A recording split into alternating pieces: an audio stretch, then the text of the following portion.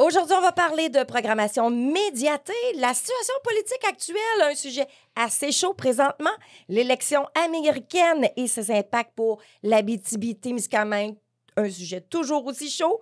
Bien sûr, le hockey et le sport comme vecteur de réconciliation. On termine justement avec la soirée interculturelle du 23 décembre. Et oui, on commence à parler de Noël et on finit avec la chronique du doute avec Bertrand Couetou. Bienvenue à Parlons-en.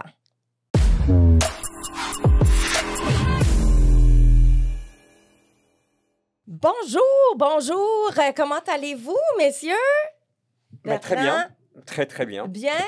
Merci, Sébastien Lemire, d'être ici présent aujourd'hui, député. C'est un plaisir de renouer avec la formule, de renouer avec toi, évidemment, Mais oui. Guylaine. Alors, ton retour un petit peu plus régulier à Parlons-en. Merci beaucoup de venir nous informer. Alors, aujourd'hui, on commence des sujets chauds. On va arriver très vite à toi parce que j'ai peu, hein, on est dans la saison des émissions et je pense que les gens commencent à être habitués à nos émissions de télé. Alors, je vous parle brièvement, bien, destination. Cette semaine, vous visitez La Motte, la belle municipalité au cœur d'une vie culturelle. Alors, toujours intéressant de rencontrer les gens de ce beau village. On va aller aussi visiter sur Impact sur une autre communauté qui fait un impact, une différence dans la communauté avec un organisme à but non lucratif que cette semaine, surprise, à vous de voir demain soir, jeudi. Ensuite de ça, bien, la spiritualité pour les nuls. Il faut être ouvert au changement. Puis comment est-ce qu'on fait ça? Est-ce que toi, tu es ouvert au changement, Bertrand? Oh! Ça, c'est Il y a une bonne grande question. hésitation, Ah oui, là. oui, oui. Non, c'est pas je pense que ce serait trop facile de répondre oui, je suis ouvert au changement. En réalité, je crois qu'on est tous quelque part ouverts et quelque part fermés. C'est-à-dire que ce serait trop facile de répondre oui, oui, je suis ouvert. Mais est-ce que je suis ouvert à tous les changements? Je ne suis pas sûr. C'est-à-dire que vraiment, il y a des changements auxquels je suis prêt, etc. Mais d'ailleurs, on peut le voir, on va parler tout à l'heure avec les élections, on peut voir qu'effectivement, beaucoup de gens qui se disent très ouverts, il faut être inclusif, ouais, ils ont réagi assez violemment à l'inclusion du nouveau président américain. Beaucoup de gens qui se disent « Oui, oui, je suis ouvert ». Oui, mais comment tu accueilles justement ce que la majorité des Américains ont décidé? Donc, c'est là où je dis « Oui, on est ouvert, mais on ne sait jamais jusqu'à quelle limite. » Jusqu'à quelle limite, effectivement. Et d'ailleurs, avant d'aller parler justement des élections américaines qui ont eu lieu dernièrement, on va aller parler justement avec Sébastien de la situation actuelle. Est-ce qu'il y aura des élections cette année? Bien, là, si on parle de changement, est-ce que tout changement est des changements positifs nécessairement? C'est là où il faut être aussi responsable. Donc, l'idée de changer Justin Trudeau pour Pierre Poilievre, moi, en tout cas, ça ne m'inspirait pas beaucoup.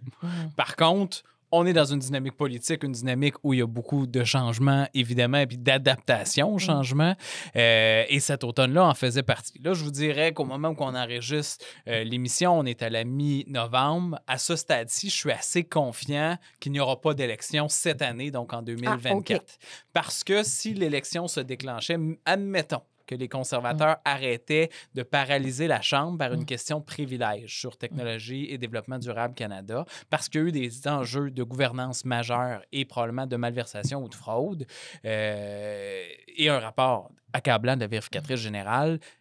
Je pense que les conservateurs ont raison de réclamer des documents qui ne sont pas piavardés, de réclamer de la transparence du gouvernement, mais en même temps, ça fait en sorte que comme les questions de privilèges d'un député ont préséance, surtout, il n'y a plus de projets de loi, tant des députés que du gouvernement, qui sont débattus en Chambre.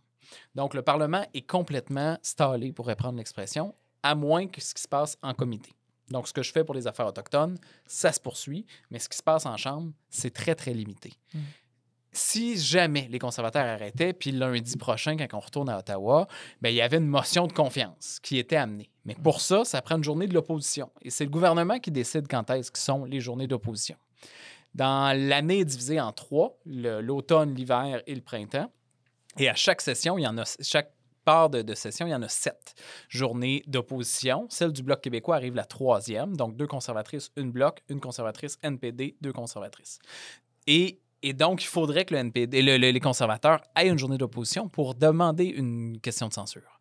Et que là, le gouvernement pourrait tomber. Et si ça arrivait lundi matin, bien là, il faut calculer 33 jours minimal ou 36, juste un maximum de 50. Ça nous amène en plein cœur de la période des fêtes. Personne ne veut une élection pendant le temps des fêtes. Ben oui. Moi, le premier, je pense que les gens ont besoin, particulièrement cette année, de pouvoir se décanter sans tout le stress d'une période électorale. Donc, je ne m'attends pas à ce que ça arrive. Donc, la prochaine fenêtre électorale, à mon avis, elle devrait être autour, peut-être commencer en février. Mais c'est curieux parce que là, on attendait peut-être une prorogation cet automne, c'est pas arrivé. On s'attendait avec le résultat de l'élection américaine que Justin Trudeau allait bouger. Oui, il a fait un comité, mais en même temps, il n'est pas là ce matin. Ceci étant dit, on parlait d'un remaniement ministériel cette semaine. C'est pas arrivé. Il y a beaucoup de choses, d'actions qu'on attend qui n'arrivent pas. Il n'y a plus de projet de loi, il n'y a plus... Fait que c'est un gouvernement en fin de mandat, en fin de régime, qui est en attente de se faire mettre à la porte. Ce qui est quand même très curieux comme démarche. C'est spécial, ça. Mais est-ce qu'il va y avoir, dès février, une occasion de le faire tomber? Peut-être pas. Est-ce que ça va être pour un budget? Est-ce que ça pourrait être avant le 20 janvier? Non, parce que la Chambre des communes arrête le 13 décembre. Mais là, à moins que si les conservateurs veulent vraiment faire tomber le gouvernement pendant les fêtes, là, ça n'aura probablement peut-être pas l'aval des autres partis, notamment du NPD. Puis nous, ça dépendra vraiment de l'angle qui est à donner. Évidemment, on ne peut pas cautionner quelque chose qui est une aberration, qui va être contre les intérêts du Québec ou des gens, tu sais. Mais on ne supporte plus le gouvernement Trudeau qui est en place. Ça, c'est ce qu'on a annoncé. Pourquoi? Parce qu'on a donné 2 critères que j'ai parlé la dernière fois qui me semblent très, très raisonnables, qui étaient de donner un montant équivalent de 60 à 80 $ par mois supplémentaires aux aînés qui en ont profondément besoin, qui ont de la misère à se loger parce que le coût de la vie a explosé dans les dernières années depuis la COVID, et un revenu donc supplémentaire à ceux qui ne sont pas capables non plus d'aller chercher un revenu supplémentaire, justement. Et ça, c'est toujours sur la glace. Le projet C-319 de ma collègue Andréane Larouche donc, existe toujours. Là, il n'est plus débattu en chambre, mais il devrait revenir en 3e lecture éventuellement. Ça donnerait cette dignité-là. On en a fait une motion, d'ailleurs, dans notre journée d'opposition qui a été adoptée à l'unanimité, sur le principe. Mais après ça, il va falloir que le gouvernement s'active. L'autre projet de loi sur lequel on a demandé une exigence au gouvernement, c'est C-282 pour nos producteurs agricoles. S'assurer que la gestion de l'offre soit enchâssée, qu'on ne peut plus la négocier. Parce qu'un accord de libre-échange, c'est OK, je te donne un peu de ça, tu me donnes un peu de ça, je compromets ça. Fait que les négociateurs aiment bien ça, avoir les pleins pouvoirs. Sauf que moi, je crois que l'agriculture et la culture ne devraient pas être des monnaies d'échange. Bien au contraire, on a à protéger ça. Parce que dans les derniers accords de libre-échange, dont celui qui a été révisé avec Donald Trump, c'est 3,5 % à chaque fois, celle transpacifique puis celle avec l'Europe, qui ont été coupés dans la gestion de l'offre. Donc, nos producteurs agricoles, dans les années 2010, ont perdu près de 10 % de leurs revenus. Parce que la gestion de l'offre, c'est que tout le lait qui est produit, par exemple, va être vendu sur les marchés. En fait, on produit en fonction de la capacité de vente puis de ce qui est acheté sur les marchés. Puis que ce soit tous les produits, là, du beurre ou lait en poudre, le lait qu'on consomme, là, ou le protéiné. Et donc, dans le contexte, on garantit ces achats-là. Mais là, on a baissé de 10 % la valeur essentielle protégée des Québécois et des Canadiens, les producteurs. On ne veut plus que ça arrive. Mais le Sénat a fait durer ça en comité, stallé encore une fois pendant plus d'1 an et demi. Là, enfin, le Sénat, la semaine dernière, l'a renvoyé au parquet du Sénat. Le comité sénatorial du commerce international l'a renvoyé au Sénat avec des amendements, des modifications. Le Sénat aura prochainement à accepter ou rejeter ces modifications-là. On souhaite qu'ils les rejettent et qu'ils acceptent le projet de loi parce que c'était la dernière étape pour recevoir la sanction royale et faire en sorte que c'est une loi. Parce que maintenant, avec l'élection de Donald Trump, on reviendra peut-être dans un autre volet, mais ça devient d'autant plus important de lui envoyer un mandat fort de dire oui, il y a peut-être des choses qu'on a à mettre sur la table, mais pas la protection de notre modèle agricole. Fait que c'est ce qui se passe un peu à Ottawa. Puis moi, de mon côté, ça se passe beaucoup en comité.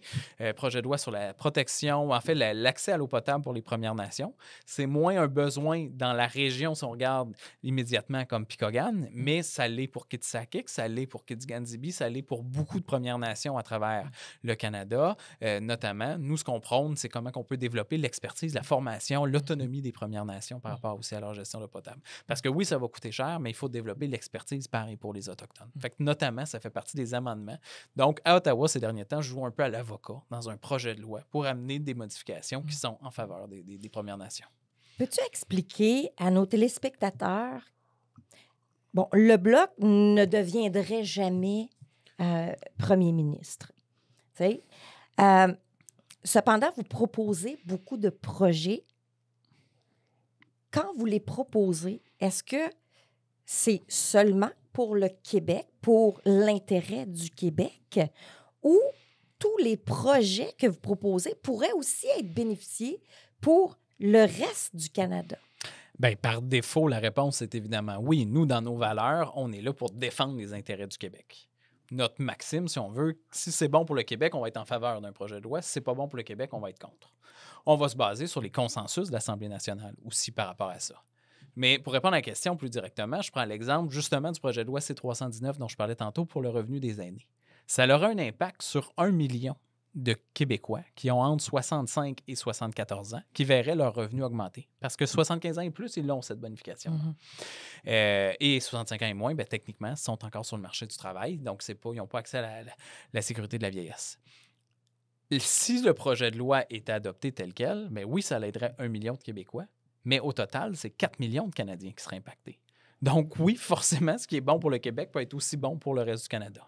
La gestion de l'offre, c'est un enjeu qui est présent au Québec, mais qui est présent aussi dans l'ensemble des provinces et qui a un impact. Ça touche on parlait du lait, mais c'est aussi les œufs, la volaille, ça touche beaucoup de secteurs. Le bœuf fait pas partie de la gestion de l'offre, mais il y a beaucoup de secteurs de l'agriculture qui en font partie. Ça aussi, c'est un autre projet qui a été déposé par le Bloc québécois. Donc oui, dans nos leviers législatifs, on a celle de déposer des projets de loi de députés et effectivement, ça devient des lois canadiennes, donc qui s'appliquent d'un océan à l'autre, effectivement. Est-ce qu'il y a assez de Québécois, je te donne un exemple, tout le Québec voterait pour le Bloc, OK? Oui. Ce qui serait assez assez spécial, fantastique. là. En fait, Oui, j'espère que ce c'est jour-là, ça. ça viendra aussi avec un enjeu référendaire, puis que finalement, on décide de faire notre pays, puis d'avoir tous nos leviers. Là. On n'envoie pas la moitié de nos taxes, nos impôts à Ottawa, on regarde 100%, puis qu'on a tous nos leviers, nos lois, puis on signe nos traités à l'international. Mais bon, ça, c'est un autre débat Oui. qui me ferait plaisir d'aborder. Mais ce que je veux dire, c'est que, admettons que tout le monde voterait pour le Bloc, Oui. est-ce que le Bloc deviendrait assez fort pour devenir premier ministre? Le gouvernement. Comment fonctionne notre système? C'est que les différents partis se présentent. Donc, d'abord, dans une circonscription qui est un territoire donné. Si on prend Abitibi-Témiscamingue, c'est la MRC d'Abitibi, la MRC d'Abitibi-Ouest, Rouyn-Noranda et le Témiscamingue. Donc, c'est une circonscription. Chaque circonscription, exemple au Québec, c'est environ 100 000 habitants. Que ça couvre, ce qui est ma circonscription fait à peu près ça. Et il y a une exception. Abitibi-Benjamin-Navik-Iyu, c'est la vallée de l'Or et le nord du Québec. Eux sont environ 66 000, mais c'est une exception. Le Québec est divisé de cette façon-là. Il y a 78 circonscriptions au Québec. Et au reste du Canada, actuellement, elles sont 338, mais ça va monter à 343, si je ne me trompe pas, dans la nouvelle carte électorale. Donc, si on fait le calcul de 343 divisé par 2, pour atteindre un gouvernement majoritaire, pour former le gouvernement, le Bloc québécois n'a pas assez de députés pour ça. Par contre, la mathématique en ce moment qui peut être intéressante pour faire des prévisions politiques, c'est que si les conservateurs, comme ils sont en ce moment dans les sondages, avec peut-être plus de 250 députés à travers le Canada, à l'extérieur du Québec, ça fait en sorte que le Bloc, si on élit, ce qui est dans les projections actuellement, plus d'une quarantaine de députés, on pourrait former l'opposition officielle. Ce qui nous donnerait une responsabilité énorme, une charge de travail énorme qui vient avec ça, parce que c'est tous les premiers tours de parole dans les comités, c'est les questions qui sont là, les périodes de questions, c'est le nombre de membres de l'opposition au prorata, toujours des députés de l'opposition. Donc, on pourrait se retrouver avec la moitié peut-être de la période des questions, dont les premières questions. Pour alimenter et défendre les intérêts du Québec, ça nous donnerait une plateforme directe qui serait effectivement très, très, très intéressantes. Moi, en préparant l'émission et en parlant un petit peu avec Guylaine avant, je notais que l'élection de Donald Trump est, sans prendre d'avance sur le programme, mais je crois que ça s'inscrit dans le mouvement dont on est en train de parler. C'est-à-dire que l'élection de Donald Trump a dit quelque chose de très important. Il a dit « Les États-Unis sont une nation ». Et avant lui, on considérait les États-Unis comme un empire. Et c'est pour ça d'ailleurs que les États-Unis s'amusaient, ou entre guillemets, parenthèse, crochet, mais quelqu'un comme Barack Obama a déclenché plus de 4 guerres, et il a eu le prix Nobel de la paix. Et effectivement, Donald Trump, en remettant les États-Unis sur une nation, ça veut dire on arrête, et d'ailleurs très clairement il a dit « je mettrai fin en 24 heures à la guerre en Ukraine ».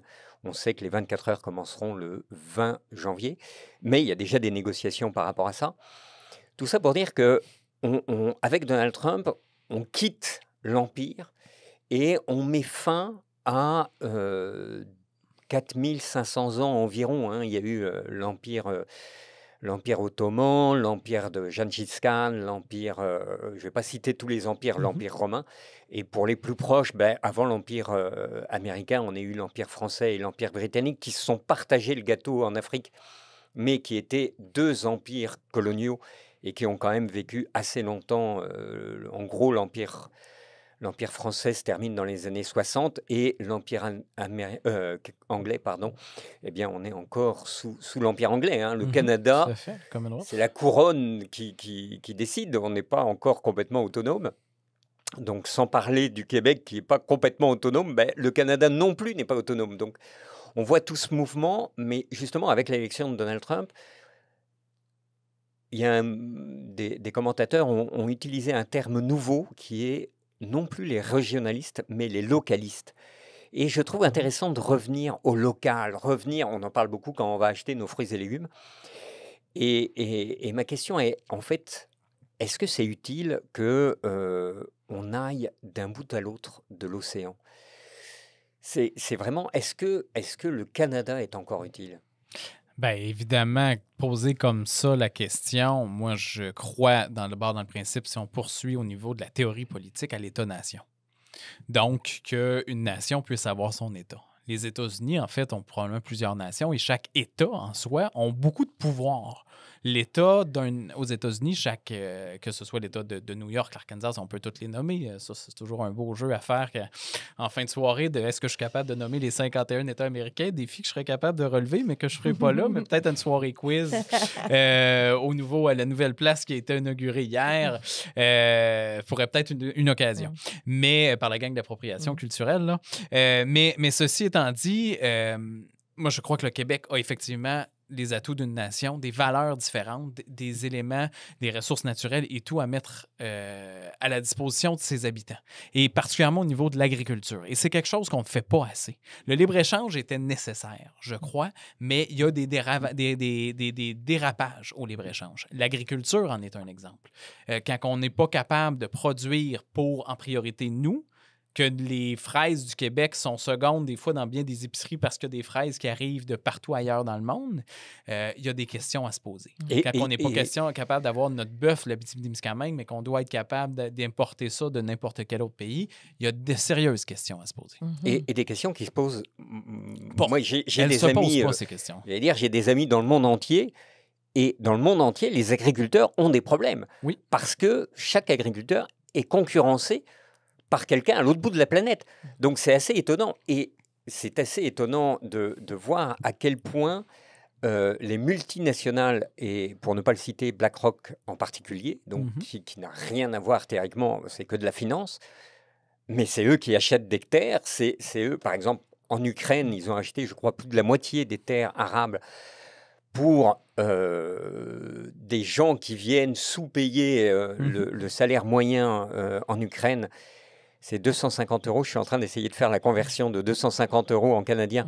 Mais on est peut-être, admettons, à 350 maximum. Peut-être, on n'est pas à 400 €. Non. Donc, c'est vraiment comment concurrencer quelqu'un qui va produire en Ukraine avec un salaire moyen de, admettons, grand maximum 400 $, Et en face, aucun agriculteur canadien va dire non, moi je gagne 400 $ puis je suis ravi avec ça.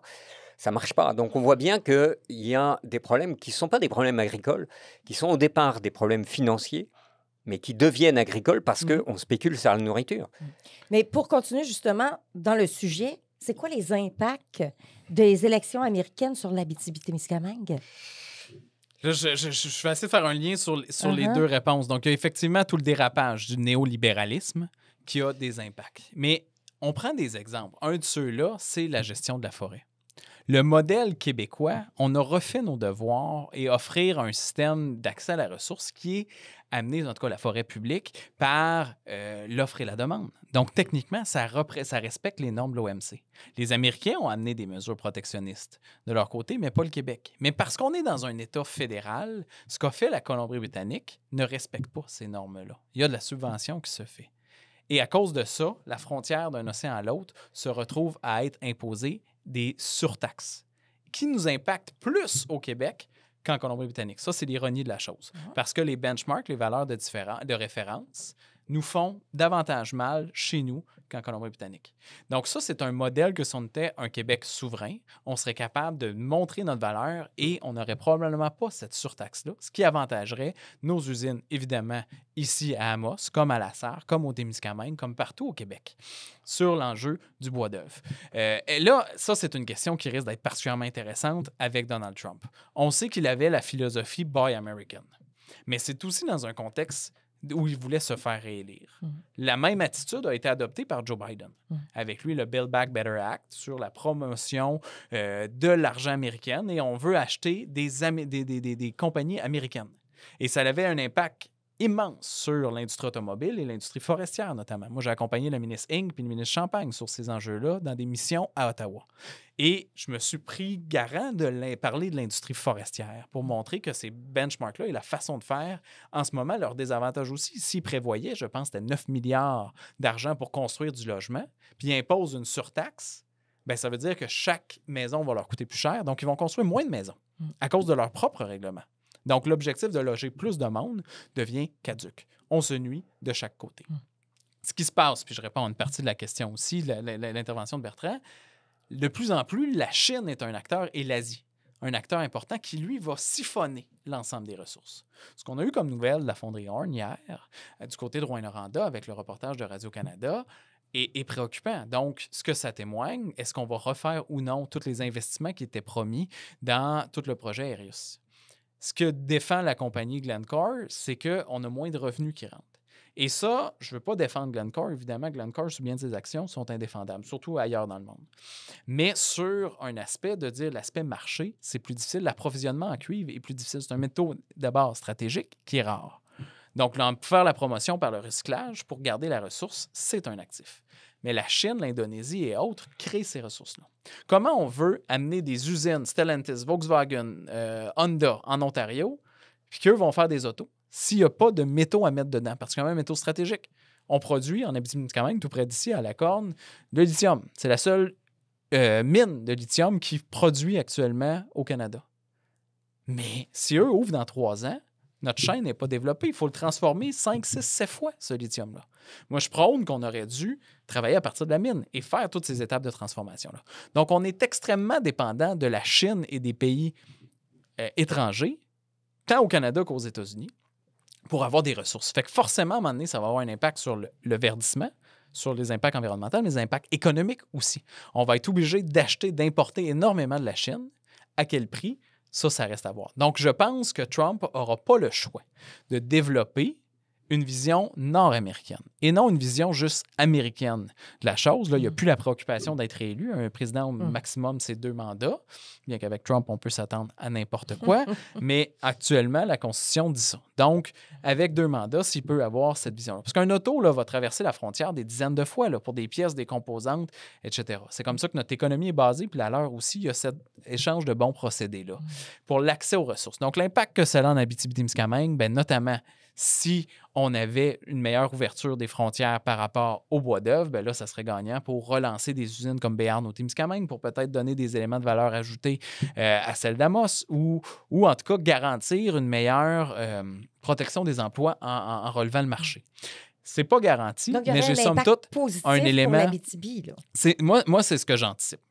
Je suis pas majoritaire là-dedans, mais j'ai l'impression que Trump, surtout de la façon avec un mandat clair comme il a eu, ça amène une plus grande paix sociale, parce que s'il fallait qu'il perde l'élection de façon serrée, probablement qu'il aurait fait comme la dernière fois contester les résultats de l'élection et donner tout le chaos qu'on se rappelle au Capitole et ailleurs.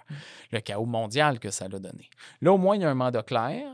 Il va falloir avancer. Pour être clair, je crois qu'il faut remonter à 180 ans pour avoir un mandat aussi clair. Hein. Ouais. Donc, vraiment, il n'y a aucun doute, tout est rouge. Donc, voilà. Puis, il contrôle les trois. Ben, tu sais, aux États-Unis, il y a le système de check and balance. Là. Il contrôle le Sénat, la Chambre des représentants, puis évidemment la Maison-Blanche. Donc, chacun a des pouvoirs différents. Et le pouvoir judiciaire aussi. Et le pouvoir judiciaire dans bien des cas, Puisque effectivement. ce sont effectivement les juges sont élus. Donc, et ils ont remporté violemment aussi, là. C'est très clair. Donc, au niveau social, pour moi, c'est une catastrophe. Au niveau environnemental, ça risque de l'être aussi, bien que je suis quand même curieux de voir son nouveau ministre en Elon Musk, du développement intérieur, l'efficacité énergétique, etc. Et de l'efficacité gouvernementale, est-ce qu'il va pouvoir amener, c'est quand même lui qui a fondé Tesla, qui est le plus grand producteur de véhicules électriques. Est-ce qu'il va être capable de contribuer à l'électrification des transports des États-Unis? Si oui, ben ça peut être des opportunités d'affaires extraordinaires pour la région, parce qu'on va avoir besoin de minéraux critiques stratégiques. Mais encore là, je rappelle, on n'est pas à explorer, on n'est pas à développer nos ressources, on n'est pas à les exploiter, à les transformer, tout ça à proximité de la mine, comme ça devrait se faire en région. Bien qu'on a un espoir, le plus grand espoir, c'est Dumont, qui a fait son projet et qui a racheté évidemment l'usine de Résolu et qui amène la transformation à travers notamment le graphite, le nickel, dans la région, sur place à Amos. Ça, c'est pour moi, avec Minéraux stratégiques Abitibi, la meilleure nouvelle de développement économique qu'on a eue, en tout cas dans les 5 dernières années. Mais tout ça dans le contexte nord-américain qui change, moi, j'ai confiance et beaucoup d'espoir qu'on va devoir être dans un mode beaucoup plus continental parce que, et là, je reviens aussi sur la notion d'empire, l'hégémonie américaine est peut-être effectivement à la croisée des chemins, mais la Chine et le marché asiatique devient d'autant plus important. Et si les États-Unis veulent garder un pouvoir de mainmise sur le monde dans ce nouvel échiquier, bien, il va avoir besoin d'un allié comme le Canada et surtout des ressources qui sont là. Juste les Américains, dans la défense, ils ont besoin d'avoir autant en réserve de minéraux critiques stratégiques et de toutes les autres ressources que ce qu'ils ont sur le terrain. Alors, il y a juste un petit point de détail quand même qui n'est pas négligeable, c'est que effectivement, on parle de créer de nouvelles industries, de se développer, etc. Mais pour se développer, il faut de la main-d'œuvre. Oui. Or, au Québec, en tous les cas à Amos, que je connais mieux que tout le Québec parce que je n'ai pas tout visité, mais à Amos, eh bien, à peu près, je vais peut-être approximativement, un tiers de la main-d'œuvre est étrangère. Et ce sont des gens avec des immigrés avec des contrats fermés de 2 à 3 ans, ce qui veut dire que généralement, notamment pour les catégories 4 et 5, ils ne peuvent pas venir avec leur famille. Ça veut dire qu'on les paye, et quand on les paye de manière raisonnable, parce que je ne rentrerai pas dans les choses où finalement, parfois, on leur reprend ce qu'on leur donne, mais bon, quand on les paye bien, eh bien, ceux qui ne peuvent pas faire venir leur famille renvoient l'argent dans le pays d'origine. Et donc, je pense en particulier aux Africains et aux Asiatiques, aux Philippines, etc. Et donc, en fait, ça veut dire qu'une grande partie de l'argent qu'on leur donne, que l'industrie leur donne, repart dans le pays d'origine et ne vient pas favoriser le développement du Québec et du Canada. Donc là aussi, il y a un point, oui, on développe des entreprises, on développe de l'industrie, etc. Mais on développe aussi beaucoup, je pense au Cameroun, où effectivement, je vois une grande floraison et beaucoup de projets qui émergent grâce à l'argent qui vient des expatriés. Bien, là, il y a peut-être un retour des balanciers dans ce contexte-là parce qu'effectivement, on a beaucoup profité aussi en Occident de l'Afrique. Ceci étant dit, c'est une valeur culturelle et familiale que je respecte. Mais on a une question à se poser par rapport à nos capacités d'accueil. D'abord, les procédés manquent énormément d'humanisme. Les délais sont beaucoup trop longs. Puis particulièrement en Abitibi-Témiscamingue, où justement la main-d'œuvre... Puis j'aime pas ça nommer, faire un lien entre immigration et main-d'œuvre, mais il y a un besoin qui est aussi très, très important, mais on a une capacité d'intégration puis d'accueil quand même forte. Mais il faut la respecter, cette capacité d'intégration et d'accueil. D'où l'urgence d'avoir fermé le chemin Roxham. Mais si on refait un autre lien avec l'élection de Donald Trump, lui a promis que tous les réfugiés se feraient mettre à la porte des États-Unis. Ce qui veut dire que la frontière canado-américaine peut être traversée par 20 millions potentiellement de personnes. Donc, la moitié du Canada pourrait vouloir venir réfugier ici. Puis les trous dans la loi font en sorte que si quelqu'un traverse la frontière et se cache pendant 2 semaines, mais prouve qu'il est ici pendant ces 2 semaines-là par une photo quelconque, va pouvoir avoir son statut de réfugié. Et donc, là, on a ajusté l'urgence d'agir face à Donald Trump avant le 20 janvier, et notamment là-dessus. Évidemment, si on serait capable de faire un pont passerelle vers Amos, peut-être que nous, on pourrait aussi tendre la main puis dire, hey, on souhaiterait faciliter l'intégration de beaucoup de gens. Sauf que si le gouvernement fédéral, lui qui agit souvent par idéologisme, les libéraux, donc le multiculturalisme, puis peu importe, on s'en fout de la langue française, on s'en fout de la capacité d'accueil, on s'en fout que les gens soient... Venez. Ça l'a atteint ses limites. Nous, au Québec, la valeur, elle est claire. On veut intégrer les gens, on veut qu'il y ait un toit, on veut qu'il y ait une qualité de vie décente, qu'il y ait accès à nos écoles. Donc, on a plafonné et même réduit les seuils d'immigration pour permettre une meilleure intégration des gens. Mais ce qui manque toujours, pour moi, c'est la régionalisation de l'immigration. Comment on peut favoriser l'arrivée de nouveaux arrivants dans une place comme Amos ou en Abitibi-Témiscamingue, mais surtout fournir des services en français. Et ça, moi, ça me questionne beaucoup ce qui va arriver, ou en tout cas ce qui arrive dans ces temps-là. Ça va prendre des budgets supplémentaires, évidemment. Construction de logements de façon beaucoup plus importante. Mais c'est les défis qu'on aura à faire face. Quel impact va avoir l'élection de Donald Trump par rapport à ça? Bien, j'espère qu'on va pouvoir agir de façon responsable et humaine. Le temps passe. On va aller au dernier sujet. Les Huskies, dernièrement, ont porté le chandail orange. Oui, tout à fait. Une belle initiative que je trouvais intéressante de mettre en valeur parce que quand on parle de réconciliation, vous savez, je suis porte-parole des relations avec les Autochtones au Bloc.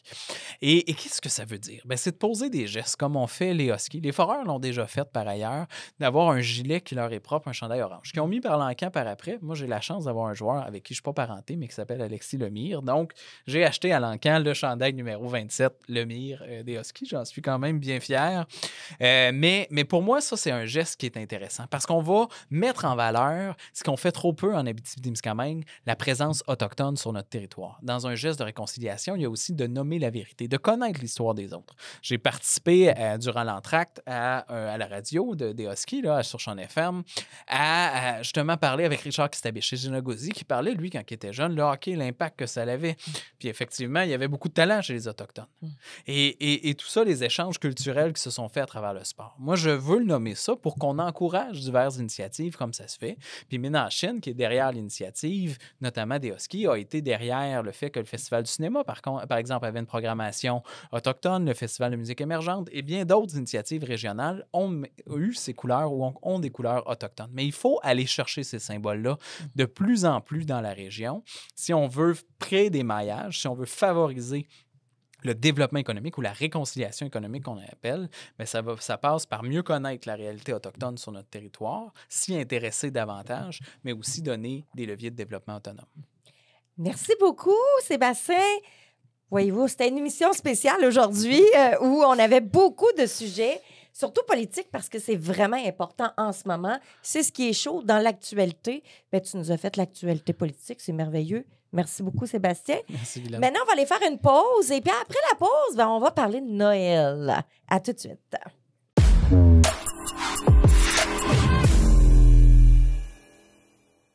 De retour de la pause. Et comme vous voyez, nous avons une invitée avec moi, Romualdine. Tu vas me dire ton nom, Romualdine, au complet. Bonjour. Alors, moi, je m'appelle Romualdine ou Razana Manarivo. Ouh là là. Hey, c'est pas facile. Toi, comment tu fais? Ah non, comment justement, je ne fais pas. Non, tu le fais pas, hein? Parce que, bon, ici, on le sait sur le plateau, mais tu es la conjointe de Bertrand ici, là. Oui, c'est ça. Ouais. Romualdine, tu fais partie de l'organisation de la soirée interculturelle qui aura lieu le 23 décembre prochain. Exactement. Peux-tu m'en parler? Oui, en fait, c'est un événement... Pardon. Donc, c'est interculturel, mais ce n'est pas juste les nouveaux arrivants qui sont invités, c'est aussi nos Amossois qui sont là depuis des années. Et donc, c'est une soirée de Noël, mais peu importe qui vienne. Ce n'est pas parce que c'est Noël que c'est réservé aux catholiques. C'est vraiment tout le monde confondu qui est là. Donc, il n'y a aucune religion. Aucune religion. C'est vraiment une façon de bien s'amuser, inclusif. Exactement. Et donc, on invite tous les enfants aussi parce que, justement, on demande aux parents d'inscrire les enfants d'ici le 15 décembre. Il y a un lien sur la publicité, l'annonce que nous avons faite. Et on va offrir des cadeaux aux enfants qui vont être présents. Et on peut voir cette annonce-là pour pouvoir inscrire nos enfants? Pour l'instant, on l'a pas encore mis sur Facebook, mais c'est déjà un peu distribué à droite à gauche dans les communautés, je veux dire, autres culturelles qu'Amossois. Et il y aura certainement une affiche aussi au niveau des paroisses parce que ça va avoir lieu en fait au sous-sol de l'église du Christ-Roi. Sans doute une affiche au Écolovrac aussi. Oui, c'est ça. Puis le MRAR aussi va certainement le distribuer. OK. Donc, c'est ouvert au grand public de tout âge. Exactement. Qu'est-ce qui va se passer cette soirée-là? On fait appel à un DJ, justement, et on va aussi essayer d'animer pour les enfants, pour que les enfants puissent s'amuser de leur côté, que les parents puissent aussi... ce qu'on voudrait, c'est que les gens puissent se connaître les uns les autres. Okay. Donc, on va essayer de trouver des jeux pour faire plus ample connaissance. Donc, une soirée rencontre de locaux et de gens provenant de l'extérieur du Canada. Ou donc, même du Canada tout court. Et du Canada tout court, parce qu'on aimerait justement avoir des... Et comme je vous ai dit, il y aura un DJ. Donc, on va mettre des danses en ligne. Donc, typique d'ici. Ah oui! Comme des danses venant des pays d'ailleurs. Ah, OK. Est-ce qu'il faut avoir de la musique latine? Évidemment. Oui! J'imagine que je t'y verrai vu qu'il y a de la musique latine. Ah, ben là, oui. Compte-moi, là. Ils n'ont pas de professeur de danse, par exemple. Ah, OK. Peut-être. Peut-être que Guylaine pourrait montrer quelques petits pas. Peut-être. On s'en reparle après. Oui. Là, ça va être le 23 décembre au sous-sol du Christ-Roi. C'est au 721 2e Avenue Ouest à Amos. Oui. Parce que quelqu'un de Val-d'Or ou ailleurs, quelqu'un de Rouen, comme Sébastien, pourrait être là. Oui. C'est vraiment pour tout le monde. C'est pas je pense que Sébastien, à titre personnel, moi j'invite Sébastien à titre personnel le 23 décembre.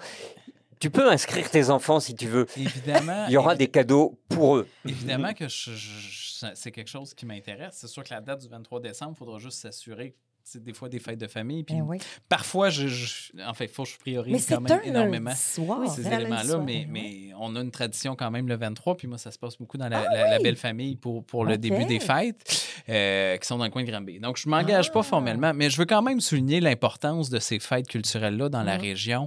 Puis je nomme la Frostival aussi qui a eu lieu du côté de Rouyn-Noranda dans lequel j'ai rencontré des gens d'Amos aussi qui étaient là-bas comme de Val-d'Or. L'ensemble de la région s'est retrouvé.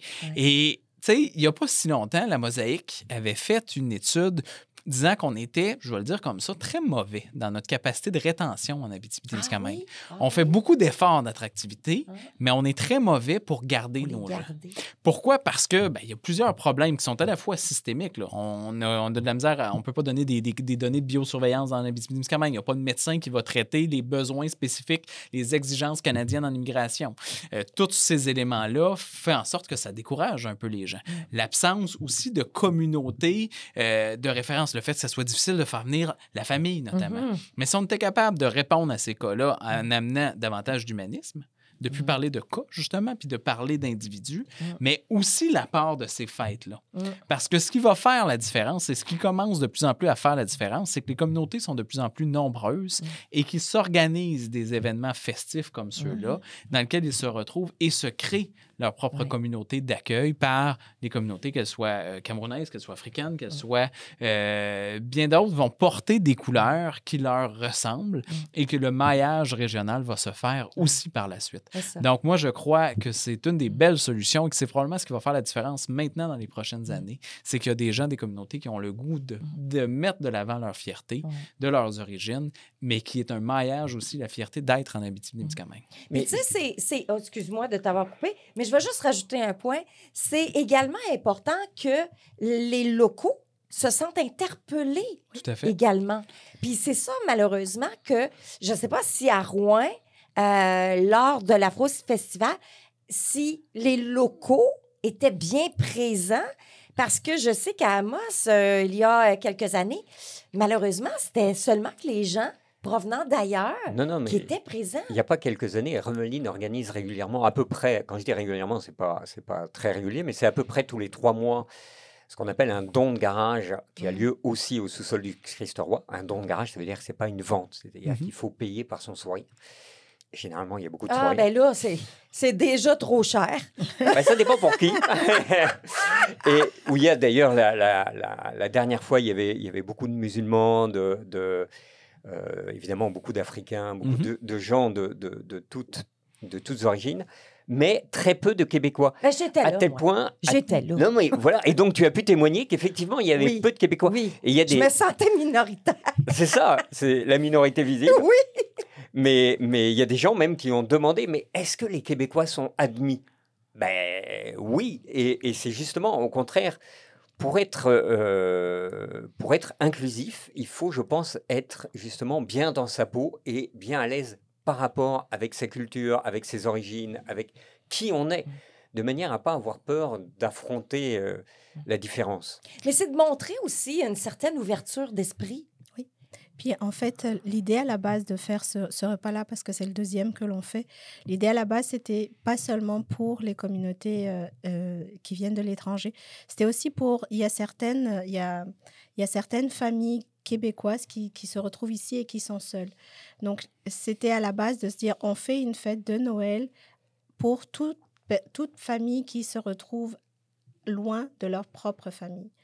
Donc, quand je dis loin de leur propre famille, à titre d'exemple, il y a une famille qui va être là, qui m'a confirmé.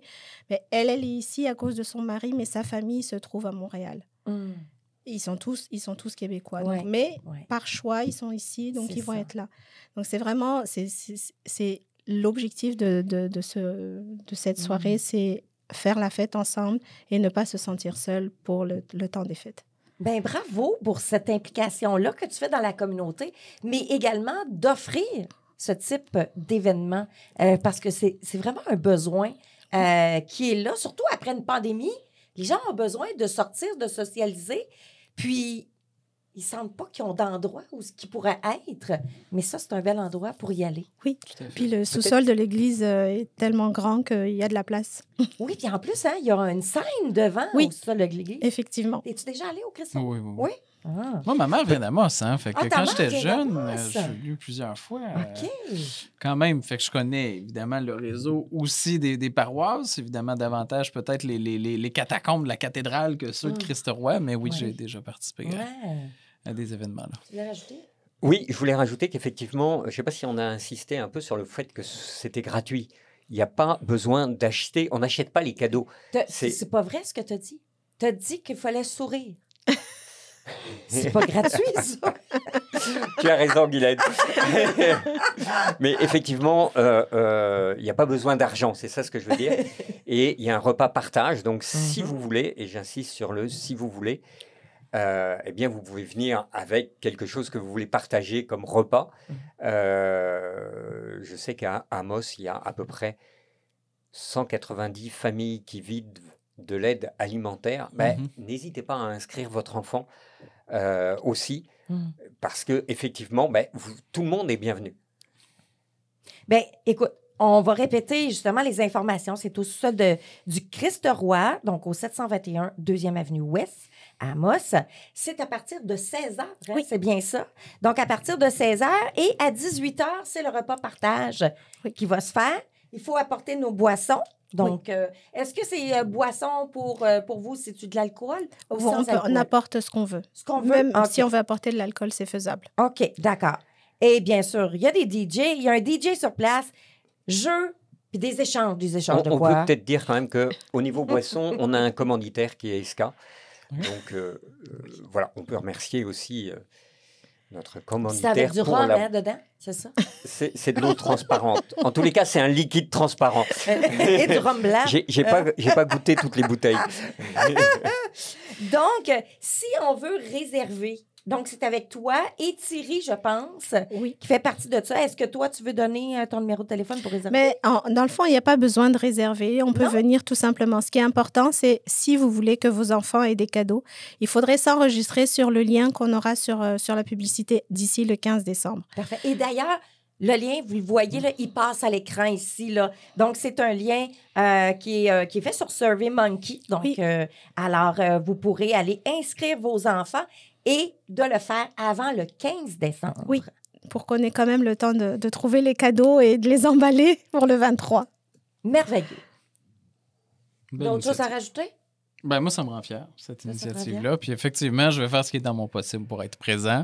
Comme je vous dis, la seule excuse, Oui. c'est peut-être la disponibilité familiale oui. parce que c'est important d'être Ben aussi présent dans nos événements C'est familiaux. c'est le but du jeu de ça, c'est qu'effectivement, Tout à fait. on se retrouve en famille et Ouais. pour que ceux qui n'ont pas leur famille présente se retrouvent aussi un peu en Mhm. famille. Mais merci parce que je suis convaincu que c'est la solution à long terme. C'est Oui. vraiment d'offrir des événements festifs rassembleurs comme ceux-là. Exact. Bravo, Oui, merci. c'est ça. Exact. Bravo, merci beaucoup. D'ailleurs, je vais faire une parenthèse là-dessus parce que quand j'étais dans le secteur de Saint-Jérôme, j'organisais des genres d'événements comme toi, Ah oui. justement avec la musique latine, bien sûr, mais c'était tout pour les personnes, puis c'était le 24 décembre, imagine. C'était pour les personnes seules. Tu sais, seule ou tu es en couple, Oui. puis tu vas pas dans aucune famille. Donc, puis là, ben, tu vas passer Noël ou le réveillon de Noël tout seul chez toi avec toi ou tes enfants proches, mais tu vas nulle part.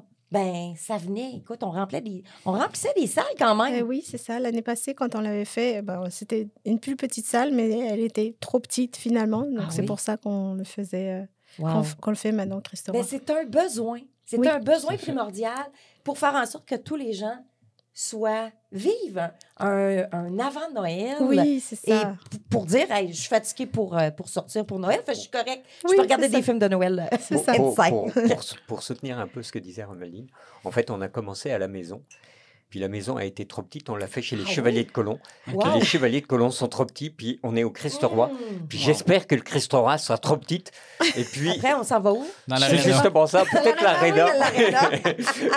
Et j'espère que cette année, vous serez suffisamment nombreux pour que le Christ-Roi soit trop petit et qu'on puisse aller à l'aréna. Ouais. Je trouverais ça très sympa d'avoir une grande danse avec ouais. le Père Noël qui arrive à l'aréna. Ce serait Mais ouais. vraiment sympa. Hey, Oui. mais une chose, est-ce que le Père Noël va se déplacer le 23 décembre? Cela se peut, oui, en effet. Oui? Oui. Oh!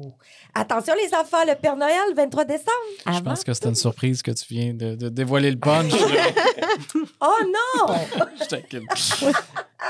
Hey, merci beaucoup, Romualdine, pour Merci. cet événement-là, mais aussi pour être venu, parce que je sais que tu n'es pas en ce moment dans ton élément, mais Il y tu a as pas de problème. bien fait ça. Bravo. Merci. Alors, nous, on n'ira pas à la pause, mais on va passer tout de suite à toi avec ta chronique du doute pour mettre dans le doute Sébastien, ici présent. Alors, je vais mettre mes lunettes du doute. Oui, oui, oui, vas-y. Et d'ailleurs, je tenais à dire que suspicieux, ça veut dire qu'il doute des choses. Ouais. Et effectivement, c'est quand on doute des choses que l'on fait progresser la science. C'est pas quand on est sûr des choses, etc., que les choses avancent. C'est au contraire quand on doute. Mhm. Alors, je prends mes lunettes du doute. Du doute. Ah oui, alors c'est vraiment, ça va. Là, je pense que c'est directement pour toi. La dette du Canada est de 1350 milliards, soit environ 33 000 dollars de dette par habitant. Ma fille, qui n'a que 8 ans et demi, a 33 000 dollars de dette pour le fédéral. Et ça s'ajoute à la dette du Québec, qui est de 215 milliards. Est-ce que c'est sérieux? j'ai un peu un doute. Aux États-Unis, il y a un gars qui vient d'être élu, on en a parlé un petit peu, et qui a promis qu'il allait augmenter la rentabilité de l'État. Je ne doute pas qu'au Canada, chaque fonctionnaire dans chaque ministère travaille de son mieux et est parfaitement utile à tous les citoyens. Mais comment se fait-il que l'ensemble des services soient aussi mauvais ?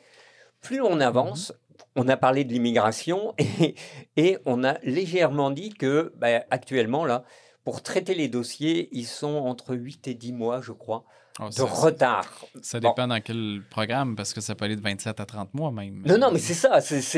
Écoute, là, tu te dis, ça ne marche pas. Là. Puis on se rappelle la crise des passeports il n'y a pas si longtemps. Là. Non, mais c'est ça. Phoenix, pour le pain des employés fédéraux, non, il y a beaucoup d'aberrations informatiques et de systèmes qui sont du côté fédéral. Non, mais c'est ça. Et tu te dis, où est-ce que ça va s'arrêter ? Tu as l'impression que plus ça avance, plus on se rapproche de pays que je ne saurais nommer. Puis, je fais une parenthèse très rapide parce que je ne veux pas mais prendre trop de temps, mais il y a 100 000 fonctionnaires de plus qui ont été embauchés dans la dernière année.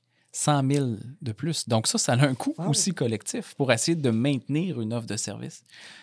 Et on se maintient aussi dans le télétravail. Ça, et puis c'est une bataille syndicale importante. Peut-être qu'il y a un lien à faire, peut-être pas, mais reste que ça nous coûte de plus en plus cher, effectivement, la fonction publique, pour quelque chose qui est de moins en moins efficace.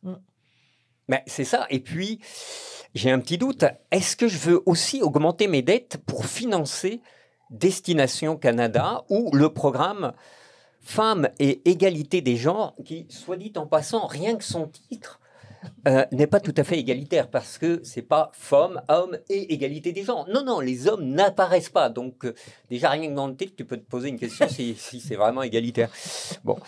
Ou alors même le pont Champlain, magnifique d'ailleurs par ailleurs, le pont Jacques-Cartier, le pont, je ne sais même pas où il est, le pont Blue Water Canada. Moi, je suis très mauvais en anglais, alors je suis là avec mon papier Blue Water Canada. Mon hypothèse, si on était à Génie en herbe, je pouvais risquer une réponse. Je dirais que c'est celui qui relie l'île du Prince-Édouard à la Nouvelle-Écosse, peut-être, mais je peux prendre le temps de regarder pendant qu'on... Non, mais moi, j'ai une question simple. Est-ce que c'est légitime que moi qui habite à Amos, je paye le pont qui est rendu je ne sais pas où ? C'est un peu une question. Je ne suis pas sûr que vous compreniez exactement ce que je veux dire, mais je vais prendre un exemple qui ne nous concerne absolument pas, qui est l'exemple de l'Espagne. En Espagne, pour être précis, à Valence, il y a eu, il y a quelques jours, quelques petites inondations et les gens ont demandé de l'aide. Ils se sont donc tournés vers la Croix-Rouge et la Croix-Rouge a un budget quand même de 500 millions d'euros. 500 millions d'euros. Donc là, vous vous dites, la Croix-Rouge va pouvoir aider. Ouais, le seul problème, c'est que 92% du budget de la Croix-Rouge espagnole, c'est-à-dire 475 millions d'euros, c'est pour les frais de personnel. Autrement dit, quand il y a eu l'inondation, non, on n'avait plus d'argent pour payer, parce que voilà. Et sont notamment beaucoup d'immigrants qui sont venus des Sénégalais qui sont venus pour pelleter gratuitement. Ils sont venus, ils se sont précipités, ils se sont dit nous on va aider, on va prendre des pelles, des râteaux, etc. Et ils ont fait des énormes carrés de peut-être 50 ou 60 personnes pour pousser. C'est assez magnifique. Mais toujours est-il que donc les structures qui sont en place et qui coûtent 500 millions d'euros ont été absolument incapables de donner un coup de main. Alors, on va me dire, mais ça n'a rien à voir. Peut-être que justement, toutes ces grosses structures ne sont pas faites pour aider les gens, mais sont là pour payer des gens qui font très bien ce qu'ils doivent faire, puis ils le font très très bien, notamment la machine à café, notamment peut-être les pauses café, vérifier l'état des pendules. Voilà. Mais j'ai aucun doute qu'ils font aussi des choses très très bien.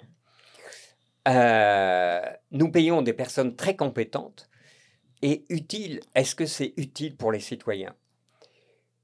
J'ai trouvé que le gouvernement, il y a une liste, si on va utiliser l'IA, aujourd'hui je n'ai pas encore parlé de l'IA, mais si on utilise l'IA, puis qu'on dit, mais écoute, moi je ne comprends rien au Canada, je veux voir qu'est-ce qui relève du fédéral, qu'est-ce qui relève du provincial. Puis là tu découvres qu'en fait il y a plein de choses qui sont au fédéral, oui mais l'IA, elle te dit non, la santé, par exemple, c'est pas du tout au gouvernement fédéral, ça appartient à la province. Ah oui, mais dans les faits, tu découvres que, ah ben non, il y a plein de lignes là où c'est du budget fédéral. Est-ce que ce serait pas une bonne chose, finalement, de remettre l'église au milieu du village? Puis, est-ce que ce serait pas une bonne chose de se dire, ben, ce qui relève du fédéral, et ce qui relève du provincial, relève du fédéral? J'ai un petit doute, mais peut-être qu'on pourrait y arriver si jamais tous, autour de la grande table du Québec, on se mettait autour de la table et qu'on se dise, ben, faisons chacun notre part et n'allons pas faire la part du voisin. Wow! Bravo! Est-ce que je peux répondre à ça? Ah ben oui! Est-ce que vous me permettez de répondre 3-4 minutes quand même de façon politique à la chose? Parce qu'il y a plusieurs, vas-y. particulièrement dans la conclusion, ben, c'est au cœur même de l'engagement politique du Bloc québécois et de mon engagement politique. D'abord, effectivement, respecter la laïcité de nos institutions, c'est une valeur qui est profondément québécoise. Le Québec a voté la loi 21 pour protéger cette laïcité-là. Elle va être probablement dans les prochains mois, années, contestée à grands frais, puis notamment par des frais payés par le fédéral, contestés devant les tribunaux. Et ça, pour moi, c'est une aberration majeure. Que l'argent de notre poche gauche vont payer une contestation judiciaire de notre poche droite qui a décidé de respecter des valeurs fondamentales. Donc, le vivre ensemble, comment se créer dans ce contexte-là, ça devient aussi effectivement une aberration. C'est tous des défis systémiques, mais si on veut se protéger comme nation, bien, il y a des lois qui sont posées et il faut être capable de les mettre en place et de les faire respecter. Mais quand tu as un gouvernement fédéral qui effectivement s'ingère dans des compétences, parce que ça, c'est l'autre volet. Parce que normalement, l'article 92 de la Clé Amérique du Nord britannique, qui a été fait en 1867, définit les compétences. La santé, l'éducation étaient effectivement occupées par l'Église dans le temps, donc une compétence provinciale. Là, de plus en plus, qu'est-ce qu'on a vu le fédéral? Investir dans l'assurance dentaire, l'assurance médicaments, tous des éléments qui sont d'une compétence provinciale. Et en plus, on va, puis tu vas adorer ça, donner un contrat de 2 milliards de dollars à Sun Life, une compagnie privée, pour gérer le programme, toutes les demandes qui vont être faites par les gens. Au lieu de prendre cet argent-là, la transférer à Québec, qui a déjà l'expertise et qui a déjà le réseau de gestion par la REMQ, la Régie de l'assurance maladie du Québec. Donc, on gaspille énormément d'argent par l'empiètement dans les compétences. Donc, c'est un manque de respect. Et ça fait en sorte que, comme payeur de taxes, bien, effectivement, le réseau n'est pas efficace. Donc, c'est quoi la solution? Bien, pour le Bloc québécois, elle est très simple. À un moment donné, les dédoublements de compétences nous font payer toujours plus cher. Comment ça qu'en agriculture, on n'a pas été capable de compenser pleinement nos agriculteurs? C'est parce qu'il y a un programme fédéral et provincial. Le fédéral donne les normes, le Québec les interprète, puis à un moment donné, bien, ils ne se parlent pas entre eux autres, puis ça fait en sorte qu'en bout de ligne, c'est le producteur qui est perdant. Et on n'intervient pas dans notre économie là où on a besoin de le faire. Mais en même temps, un Québec souverain, demain matin, tu as des États les plus centralisés au monde. Fait comment on s'assure que ces ressources-là deviennent sur le terrain, chez nous, ici, notamment à Amos? Et là, pour moi, bien, une solution très simple, ça devient, et ça, j'en ai pas de doute, la solution très simple, c'est l'indépendance. Pourquoi? Pour pouvoir, puis là, je fais un lien aussi avec le début, parce que je me dis que c'est une belle occasion d'en parler, c'est de pouvoir payer 100% de nos programmes parce qu'on va avoir 100% de nos impôts, de nos taxes et investir dans nos besoins qu'on a au Québec. C'est de pouvoir signer nos traités. À l'international, on sort de la COP. En ce moment, le Québec souverain pourrait s'engager au niveau international, mais il ne le fait pas parce que le Canada est un pays pétrolier qui a valeur, qui met une économie du pétrole en tête. Et ça teinte les positions du Québec. Le Québec aurait respecté les accords de Paris, ceci étant dit. Donc, percevoir nos impôts, signer nos traités, mais surtout voter nos lois, sans qu'un autre pays, une nation étrangère qui est majoritaire, puisse écraser par des valeurs différentes que les nôtres à quoi croient les Québécois, notamment la protection de la langue française, la laïcité, mais le vivre ensemble. Une différence majeure, nous, on croit à l'interculturel, ce qui est une valeur que promouvoit la fête, notamment du 23 décembre. Mais ce qu'on promouvoit au Canada, bien, c'est le multiculturalisme. Puis ce que ça crée, c'est que les gens vivent dans des ghettos et ne se mélangent plus. On n'a plus une société commune qui partage des valeurs communes. Et ça, c'est ce qui est à risque. Puis c'est pourquoi, bien, je pense qu'on doit s'engager davantage. Mais le respect est une notion qui s'opère de plus en plus en politique, notamment. Peut-être peut-être que... Mais c'est déjà terminé, tu n'auras même pas le temps de répondre. Excuse-moi, tu m'as donné 3-4 minutes, je les ai pris. T'es pris. Hey, merci beaucoup à vous tous d'avoir été là. Toujours un plaisir de te recevoir, Sébastien. On se voit pour une prochaine, j'espère. Ton invitation est la mienne, peut-être avant les fêtes, justement. Ça sera un rendez-vous. Merveilleux. Merci, Romualdine. Merci. Très bon Bravo. succès à ta soirée interculturelle. Je sais que toute une organisation autour de ça. Alors, bravo à vous tous pour cette implication-là et cette façon-là de pouvoir aider son prochain. Merci à toi, Bertrand, d'avoir partagé le micro avec moi. C'était ta dernière, mais non la moindre. Christian revient la semaine prochaine. Et à vous tous, merci à vous. Toujours un plaisir d'être dans la caméra pour vous informer, vous divertir, mais vous donner les informations de l'actualité en Abitibi-Témiscamingue. Alors sur ce, on se voit la semaine prochaine. Ciao tout le monde!